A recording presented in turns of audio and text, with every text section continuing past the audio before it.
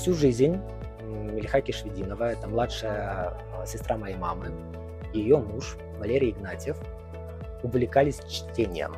Они следили за литературными новинками, классическая литература, современная, энциклопедии, альбомы по искусству, книги по искусству, книги по спорту. И Мелиха, и Валерий Данилович были связаны с таким видом спорта, как гандбол. Потом они много лет занимались преподавательской деятельностью, и есть книги, связанные с этим направлением тоже. Когда их не стало, мне показалось важным не растерять эти книги.